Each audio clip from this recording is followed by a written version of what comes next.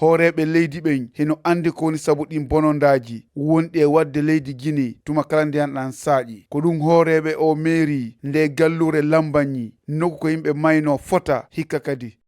jama hino hani woncirde kamum laɓɓina kamum yetta ñooge moɓe ndiyam maralon no woodi woɓɓe halfinaɓe nokkugol on ñooge ɓen hino mari motohoy ɓen noon ɓe yoɓaɓe lewru kala 50 si ɓe ƴetti ñoogelen hiɓe andi kawntito ɓe laɓete ɓen noon kadi si naɓi commune on ƴettata naɓa ka do'a hibboyede ka ɗumanni to mo kala si wonciti kamum ndiyam ɗam wawata tampinde yimɓe ɓen ñoogeji ɗin no tawaymo par ce que sofo ñoogeji ɗin yimɓe ɓen no hibbude ka foseji ñoogeji ɗin foseji ɗi ko waɗira ko fi ndiyam tun sayojan ɗan joni tawi yimɓe ɓen hibbi nder to ndiyam ɗan ari ɗa wawal heɓde kaɗan wawere feƴƴirde hara ɗa wawa e bulokude bulo si ɗan buloki kala yata kanjel ɗon laɓɓana e hoore mum laawol wono e nde gallure Matoto e o quartier Fassa ɓiɓɓe nde nokkure hino fotude ɗen caɗele hitande wo e hitande eɓe wulitoy ɗen fota ɗem tampere komi wonde mum ɗo lan andi par ce que ko takko ɗo mi woni ino atelier ngon ɗo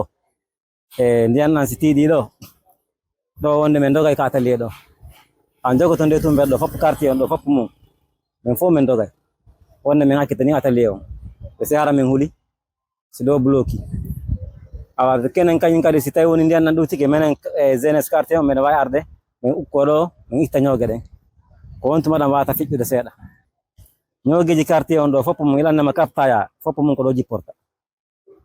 donc fof mum wawata hiƴude ɗo nde wotere chaque fois harayno turuji ɗi no fermi hay kono maɗon kollon hooreɓe leydi ɓen komin mari komin hollaɓe koɓe wallito men ɓay ko kamɓe wawi bogotoɓe ñoogue ɓen koɓe acci waɗugol ñoogueji ɗin ka nder foose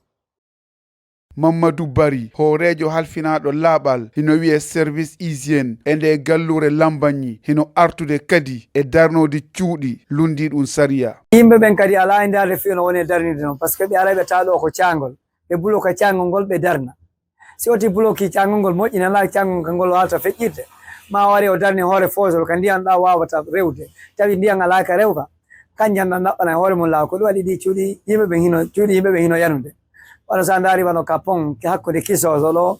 e anta yimɓe ɓen darni ka binde cangol ɓay ndiyam ɗan ari ƴetti cuuɗi fof yaademo